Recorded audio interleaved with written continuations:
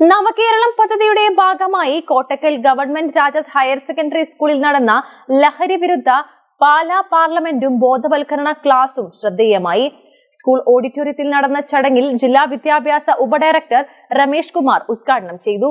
Piece public school Kottakkal, nurturing world class leaders. ഈ പാർലമെന്റിൽ ഇങ്ങനെയൊരു പ്രമേയം അവതരിപ്പിക്കാൻ അവസരം തന്നതിന് അങ്ങയോട് നന്ദി രേഖപ്പെടുത്തുന്നു. ഇന്നിവിടെ നടന്ന ചർച്ചകളെല്ലാം സൂചിപ്പിക്കുന്നത് ലഹരി നിർമ്മാർജ്ജനം ചെയ്യാൻ സർക്കാർ ധാരാളം നിയമങ്ങൾ കൊണ്ടുവന്നിട്ട് വർഷങ്ങൾ പിന്നിട്ടിട്ടും ഇന്നും ഇന്ത്യയിലെ നിരവധി പ്രദേശങ്ങളിൽ കാര്യക്ഷമമായി ഇത് നടപ്പിലാക്കാൻ നമുക്ക് കഴിഞ്ഞിട്ടില്ല എന്നതാണ്. ഇന്ത്യയെ മാത്രമല്ല, ലോകത്തെ ആകമാനം ബാധിച്ചിരിക്കുന്ന ഒരു വ്യാധിയാണിത്. പ്രായപൂർത്തിയായവരിൽ 8-ൽ ഒരാൾ എന്ന രീതിയിൽ ലഹരിക്ക് അടിമപ്പെട്ടുകൊണ്ടിരിക്കുകയാണ്.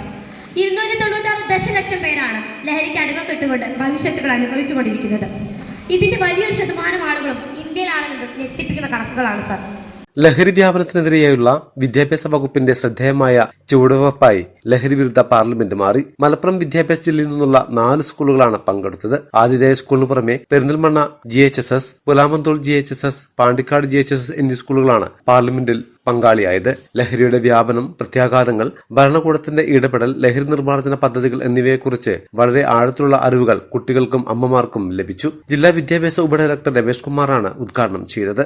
DEO PP റുക്കിയ അധ്യക്ഷത വഹിച്ചു. വിമുക്തി റിസോഴ്സ് പേഴ്സൺ K ഗണേശൻ ബോധവൽക്കരണ ക്ലാസിന് നേതൃത്വം നൽകി. ലഹരി വിരുദ്ധ ഷോർട്ട് ഫിലിം നിർമ്മാണ വിജയികളായ സ്കൂളുകൾക്കുള്ള സമ്മാന വിതരണവും ചടങ്ങിൽ നടന്നു. പ്രിൻസിപ്പൽ PR സുജാത, പ്രധാനാധ്യാപകൻ MB Rajan, Ismail, MP Ishaq, PT president Kallingal Muhammad Kutty, Sathyabhama എന്നിവർ സംസാരിച്ചു. കോർഡിനേറ്റർ K ഷമീമ, ജലാൽ താപ്പി, അനിത് കുമാർ, മരക്കാർ, ജംഷദ്, താഹിറ എന്നിവർ നേതൃത്വം നൽകി.